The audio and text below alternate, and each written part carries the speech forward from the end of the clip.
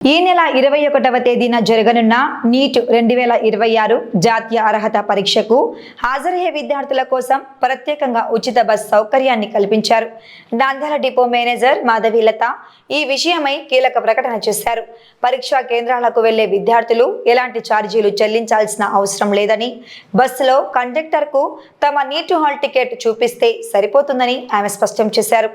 విద్యార్థులు ఈ అవకాశాన్ని సద్వినియోగం చేసుకొని సకాలంలో పరీక్షా కేంద్రాలకు చేరుకోవాలని డిపో మేనేజర్ కోరారు.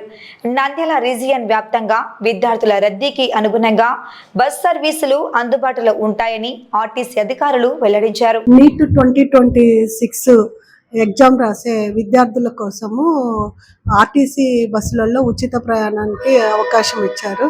కాబట్టి 21 తేదీన జరిగే నీట్ ఎగ్జామ్కు హాజరయ్యే విద్యార్థులు వాళ్ళ హాల్ టికెట్ చూపించిన పల్లె వెలుగు, అల్ట్రా పల్లె వెలుగు ఎక్స్ప్రెస్ బస్సులలో వాళ్ళ నివాస స్థలం నుంచి పరీక్షా కేంద్రం వరకు, మళ్ళీ పరీక్షా కేంద్రం నుంచి వాళ్ళ ఊరి వరకు ఉచితంగా బస్సులలో ప్రయాణించవచ్చు.